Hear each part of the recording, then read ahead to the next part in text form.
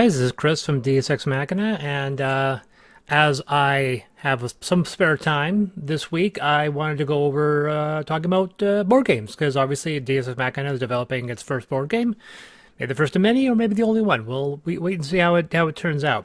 Called Naramata, which all the writing's been done. It's moving on to prototyping, so I'm fiddling my thumbs, and I want to get to do something. So here I am. I'm going to talk about something I just want to get off my chest, and I'll only do it once because I don't want to be negative on this channel. And I will just talk about the 20 worst board games I've played. Now, these are board games that I have in my collection, I had in my collection.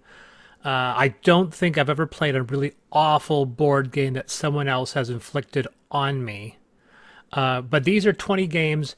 This is an extremely controversial list for some people because I don't put the normal expected games there. And that's one thing. I'm honest. I'm not going to go, when I go to the top 10 games of all time, you're not going to see Wingspan or something like that, because I'll be 100% honest. As you can tell, Terraforming Mars will likely be on the top 10, because I'm using that as my example.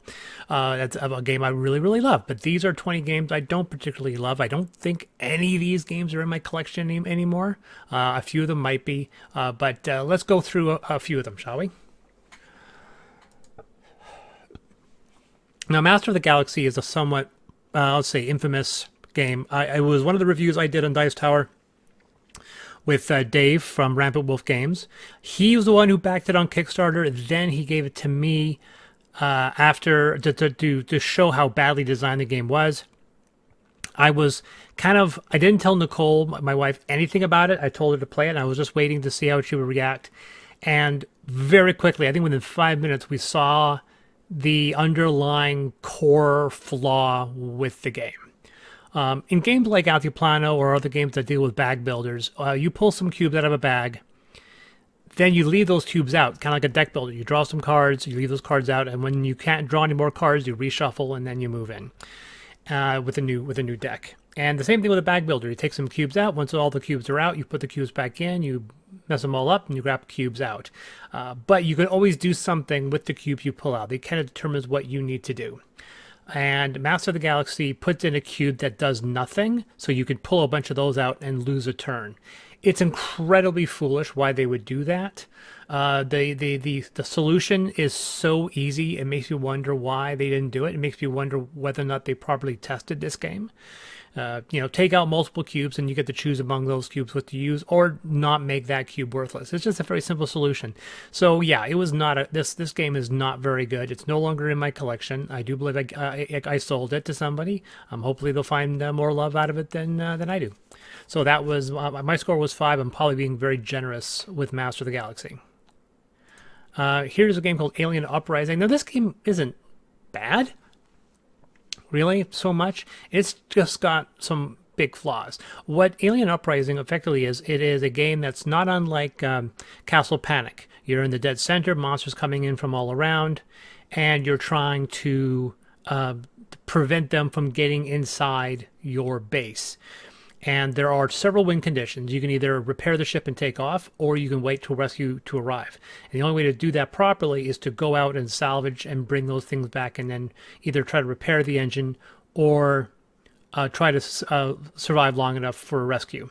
The issue is that you don't know what the other win conditions are, because you may be trying to find a way to repair the engine only to find out you can't, because the random number generator has taken the vital components out of the game before you get a chance to retrieve them. Then you have to try to find to get the homing beacon so that rescue will arrive sooner. And if you don't do that, then you just have to wait and slog the game until you get rescued. Now, holding out is not impossible, especially if you do the game right. The problem with it is that if you don't manage to do the first 2 win conditions, you're playing for over 3 hours trying to finish the game. And it is a slog. It is brutal. It is not an enjoyable experience once you realize that you can't get the other 2 win conditions to end the game early. So you just end up just pounding through it the best you can. The graphic design is incredibly weak. The illustration on the cover here, that's like the only illustration of any decency in the game. All the character images are just cropped out of this main image. It's really, really It's made in 2014. It shows of a more like 2010 design. It's a very, very poor design. So not a great game. Too bad. I really was looking forward to it. Another game that I was very controversial. I did a very big review on this game. I have kind of reduced my reviews since then. This War of Mine. This War of Mine was sold to me from Dave, and then I sold it to somebody else. It's a game that gets passed from one person to another because they play it once, they get incredibly depressed. It is brutal. It is incredibly mean-spirited. It's not a game you're meant to win. Whenever someone says, I've won the game 8 times, I go, that's fine. You're a liar. This is not a game that you will win 8 times unless you play the game 100 times, and I don't know anybody who's ever played this game 100 times. The fact that the same people who designed this game designed another game based off of the same company when they did Frostpunk, I literally grilled the designers of Frostpunk how they were doing their difficulty, and within one answer, I knew I wasn't going to back that game. And I'm very glad I didn't, because I knew that they were going to make that game unrelentingly difficult. And the difficulty spike in cooperative games is one of the biggest sour points for me. And people who follow me know I've said that numerous times. It's an annoying thing.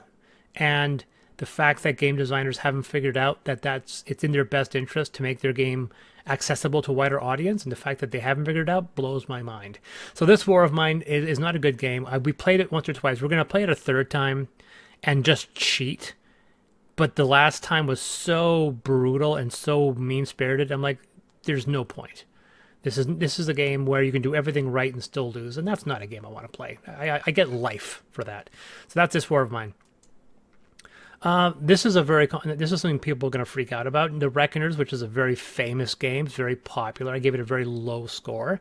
It does have a great design. Noah Adelman does some fantastic design work for it.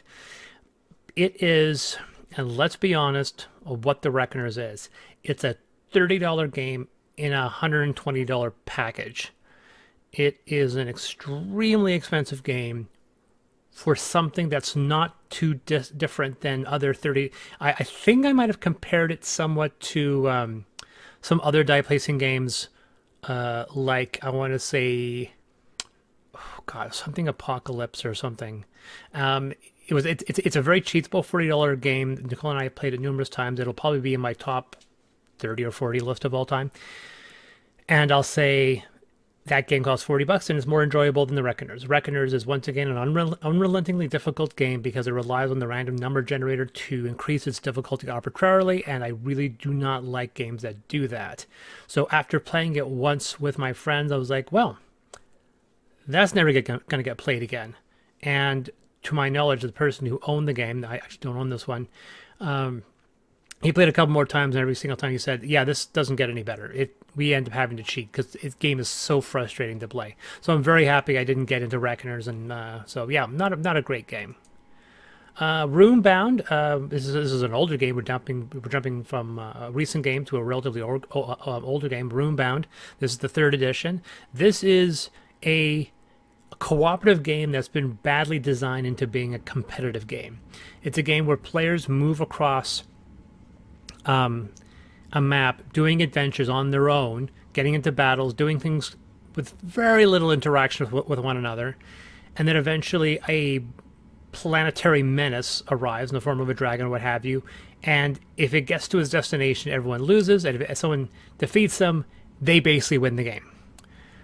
And so the vast majority of the rest of the game is just filler and ways to up your level so that you can survive the attack with the main baddie. And the problem is the main baddie is usually so tough, the first person who goes against the baddie is likely going to lose and will be injured enough so that the second person comes up and wins the game. It's so predictable that it got very frustrating very quickly.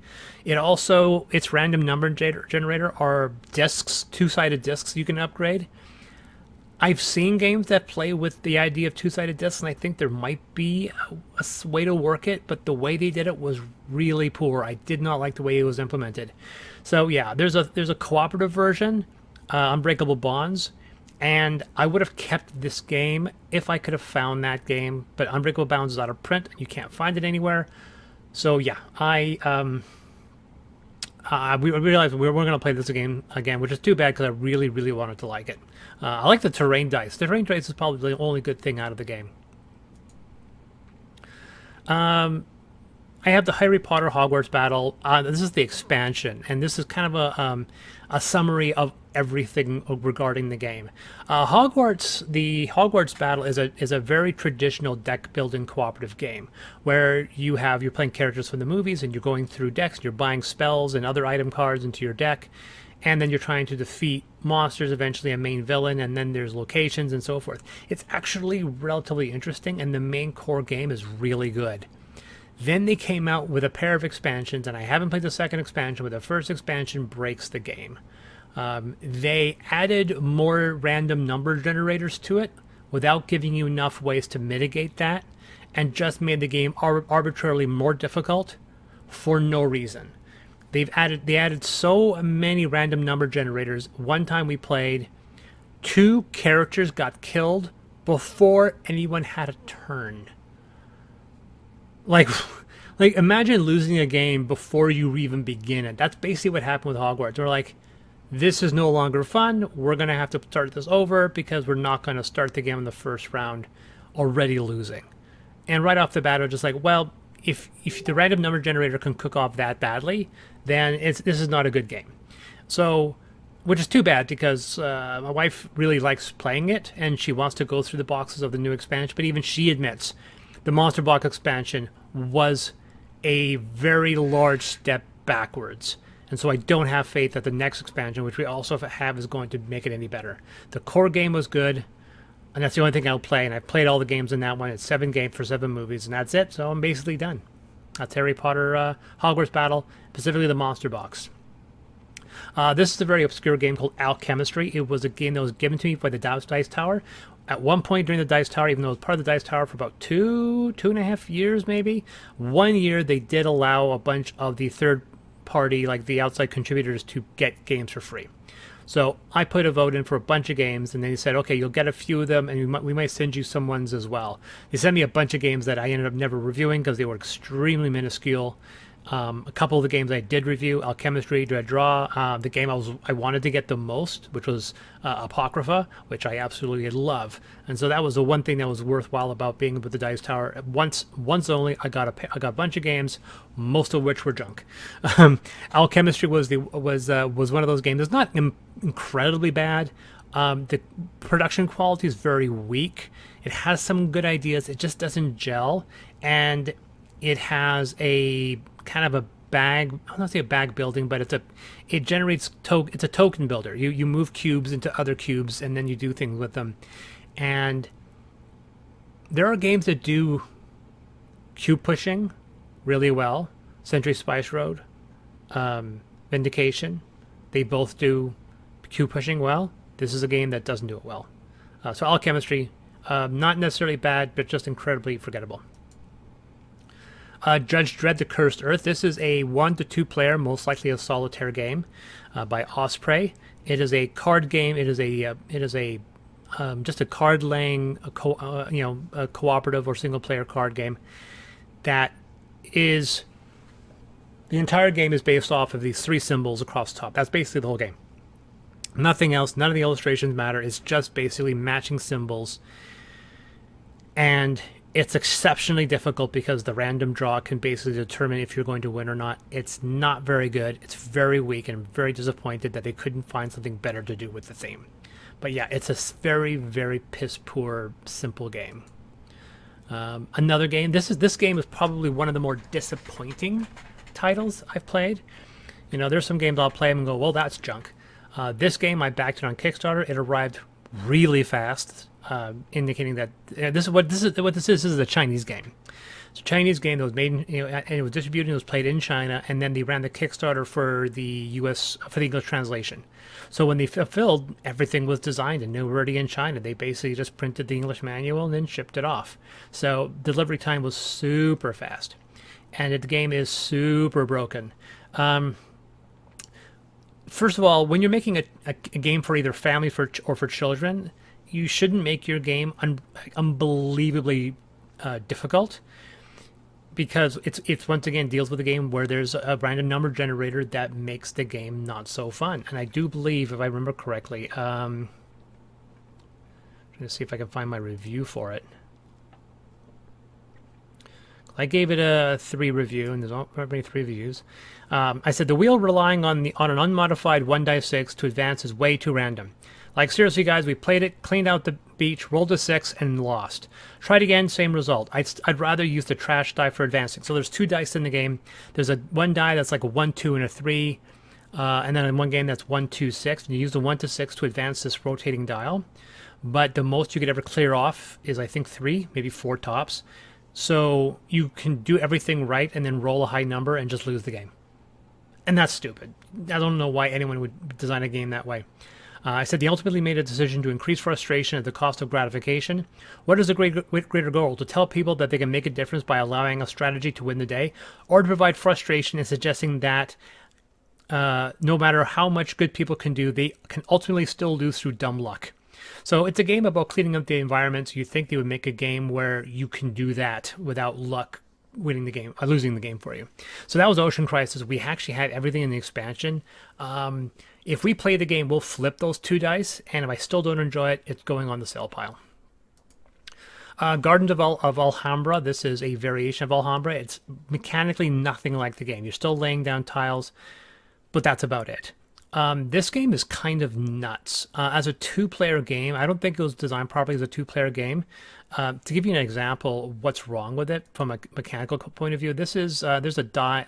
You're placing these, and as you place them, you can score points depending on how your areas are surrounding these little numbers.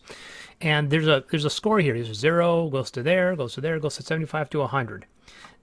So just to make sure you're aware of how broken this kind of game was, on our game when we played this, I circled this thing 4 times. Nicole circled it twice. So even an idea, I literally had twice as many points of her, and I had literally circled the board 4 times. Like, there is something seriously wrong with the way the point system works in this game. We very quickly didn't care for it, and it got onto the sell pile almost right away. Bears versus Babies. A lot of people don't like this game. This is I'm actually not. I'm a fan of Oatmeal, and I think he's a good animator, and I think he's funny. But he's made 3 games so far that all suck. Exploding Kittens didn't make this list, but Bears versus it does make this list. Bears versus Babies was the second one, because I just had faith in them. I thought it was a neat idea, and it turns out it's a horrible game. The problem with Bears versus Babies is that it's a neat idea that's undercooked, and there's not enough cards in the game to make it work. There is one strategy.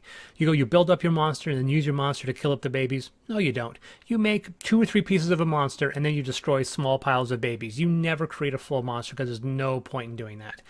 There's not enough variety in the babies and not enough variety in the cards to make a difference, so you end up just doing the same stupid strategy over and over until you win. Very disappointing game. Exploding Kittens is on that list as well. I think Exploding Kittens is technically a bit better. It's extremely mean. It's got player elimination. It has nearly every type of mechanic that I really dislike. I do not like push your luck. I do not like player elimination. I don't like hot potato. I don't know why I backed it, other than the fact that of its designer, and I really regret doing it. It's not a very good game. That's Exploding Kittens. Here's another game right up there with Ocean Crisis. That's one of the most disappointing games I've ever played. This is from the same guy who made Gloomhaven. This is Founders of Gloomhaven, and this game is a complete mess. It is a complete mess. It seems like it has a neat idea. You start liking the idea, how the rules work, and how your little tableau. But I watched several videos, read the manual, had my wife try to explain it 3 or 4 times. I still do not understand how the point system is supposed to work. I literally think you need to take out a math paper to fully understand this, because it is such a confusing mess of a game. You're spending more time doing math than playing the game. And I do believe, if I can go into my review, I gave it a 2. And I do believe, let's see here.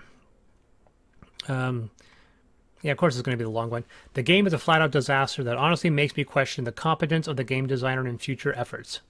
Ouch. The player area is sensible and easy to grasp, but the tile laying and point scoring is so overly confusing and convoluted you'll laugh as a defense mechanism to prevent you from walking away. In our first game, we barely were able to finish, with all the fun being sucked out after 90 minutes, with not even one win condition established.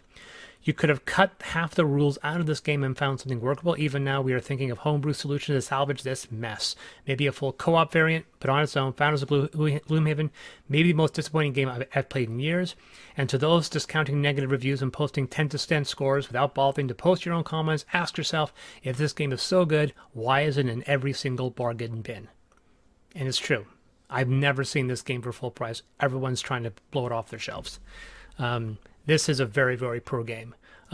Big Night is a awful box that was released by AEG. It's a big empty box with a bunch of small card games, all of which are designed relatively poorly, most of which you'll never play, and they're not fun. Yes, Love Letter is in here. There's like one or two good games, but considering how much people are selling this game for, like I've seen this game sell for like $50, and it is a $20 game. Just because it has 5 or 6 card games, only 1 or 2 of them are actually any good. So that's Big Game Night 2016 by AEG. Machicoru. This is a new addition to this list. I'm glad I was able to get this out here. Machicoru is I don't know which game came out first, which had the idea of you rolling dice, checking the results from a tableau, and then gaining resources. And if somebody rolls dice outside of your turn, you can get those resources as well. It's done perfectly in Space, and there's a few other games that do it as well. Machicoru is a great way of doing that badly. You can't. Space was smart in the fact that you can get stuff outside of your turn very quickly, and on your turn you always get something.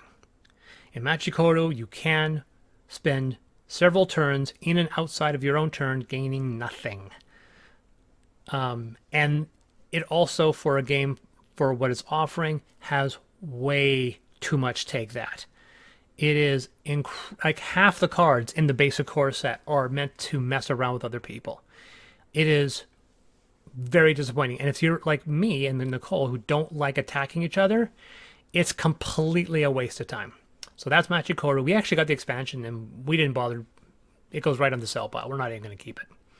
On to the most controversial game on this list. Some people have put Mission Red Planet as like their #1 games of all time. I know one guy who, I was buying Terraforming Mars and I was at this store and the guy said, well, I find Mission Red Planet better than Terraforming Mars, which is a completely ridiculous statement. I was not even beyond the fact whether or not the quality is any different, but the fact that the games have nothing in common mechanically other than the fact that they're both set on Mars. One's steampunk and the other one's a far future colonization. It was a stupid thing to say in the first place. But this game, I don't know why people like it. I have to imagine that this game is designed and is enjoyed by people who really like sipping other people's tears. This is a game that has effective player elimination and skip a turn mechanics. The idea being that you're all simultaneously revealing a card, and then in order to, based on the card being deployed, you get to put little astronauts on spaceships to launch them to Mars. However, depending on which number is revealed, if you have a high number, all the ships could be destroyed or take off before you have a chance to do anything, or they find or other actions happen. Like there's no strategy, especially early in the game where you don't know what anyone's playing. So you're in this situation where you don't know what people are playing, and they can outside screw you. And in a game with only 10 rounds, losing a turn means you will not win the game. So you're just stuck waiting for an hour for everyone else to play and win the game. I've played this game 3 times. I have hated every single time. I almost have an anxiety attack with this game. It is such. I will refuse. Someone says, "Let's play it," and I'm like, "Oh no, I will not play. I will not be a player." There's many games that are okay that I'll play if someone really wants to play it. I will not play Mission Red Planet. I won't even play it if someone pays me to do it because I don't like having anxiety attacks. This game gives me anxiety because I don't like the idea of having 10 turns in a game where you can lose 2 or 3 of your turns. And like I said, if you get bumped out of a turn, you're done. You might as well just give up. Go on, watch some TV because it's done. You're done. So that's Mission Red Planet, one of the worst games I've ever played, and the game that everyone always comes after me for hating. And of course, I have to throw a Star Wars in there, so what the hell? Let's throw in a Monopoly game.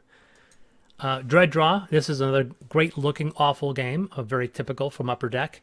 Dredd Draw, I did a review of that on Dice Tower. I'm also going to be posting it on my channel pretty soon. Dredd Draw is exactly that. If people don't know what a dead draw is, it means you basically pick up the deck or take the top card of the deck, and then someone else picks a card, and whoever has the highest card wins. It's complete random. There's no strategy whatsoever. And someone decided to turn that into a frickin' push your luck game. I don't know what they were thinking. It is so, like, there's no strategy. There's no strategy. Like, oh, I lost. It's just, and because you can't stand pat. You can't say, you know what, I'm going to stand where I am. You can try to push if you want to get something better, but I'm going to take what I've won so far and walk away. Kind of like Who Wants to Be a Millionaire? Stopping and then going back and not pushing your luck. Dredd Draw, you can't do that. You have to be in the game until you get knocked out. Stupid. Really, really bad game. I wouldn't wish it on my enemies. We're getting into the really bad ones, folks. We're all down to the last three worst games coming up. Salt Lands. This is a game I really wanted to like. We wanted to like it. I loved the production value. Once again, it was a game I got cheap. I even got the expansion. I loved all the minis, all the little tiny vehicles, and I heard that it has a competitive and a cooperative version. Played the game, and realized that what it was one of the most misguided competitive / cooperative games out there. Like, bandits show up, and you're expected to try to deal with these bandits as they show up, but you can't. They keep on appearing, and they appear so often. Eventually, you realize there's like 3 battalions, armies of bandits within these deserts, like dozens and dozens of vehicles, and you have no chance of being able to fight against them. They will constantly come after you. So it acts like a cooperative game, except it's competitive. And then there is a cooperative game, but it's no fun because you're basically trying to move around, uncover tiles, just and bring down, like, it could have been such a fantastic exploration game, right? Leave the tiles face down, explore out, reveal tiles and explore it, and then occasionally do things and pick up things and kind of be like Gia. Like a Gia in the desert would have been awesome, and they missed the boat so badly. It is, and it's also another game that where the random number generator screw you. I mean, you can have a guy with a military tank driving around, and one guy still has a little skiff. I did a 2-star review. If I had any comments on it. Another one. This game looks like Gia, except it's vastly inferior in every way. There is no exploration because all the tokens are revealed. It has semi-co-op, fully co-op competitive variant, and all of them feature player elimination at normal and higher difficulty. Yes, it does. My fiance's character got an increased hand size and faster movement, and I got to recycle 1 card in my hand. So the characters are incredibly unbalanced. Some so clearly I'm amazed this game can even be played competitively. First turn, my fiance gets 3 more cards and an ally. I get an ally and nothing else. At the end of that turn, I got attacked and lost my ally. Nicole's turn, she was clearly stronger with her 2 extra cards, killed a guy, got a card, and continued on. I got attacked, lost my main character, and I died. I was 10 minutes into what had been a 3-hour game. If this was hard, I would have been eliminated for the duration of the game. So we assumed a lower difficulty and kept going. I never could catch up with my fiance. I was always behind her. She blew up like 15 guys to my maybe 4. Once you are taken out, regardless if there's player elimination or not, you might as well leave because you will never catch up. The game is half-baked at 2 players. They clearly didn't do enough testing at that count because the escalation between 2 and 4 players are not balanced in the slightest. As it stands, the game requires heavy homebrewing to work, and given the number of games we have, I almost don't want to be bothered, and I didn't. It got on the sale pile, and it is out the door. So that is the number 2 worst game.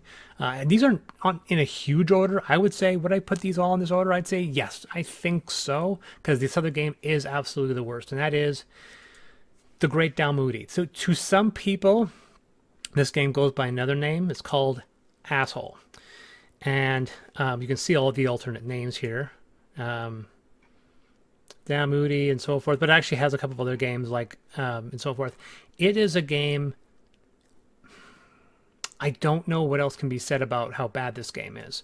I literally did have an anxiety attack playing it. It's a game where there is absolutely no strategy.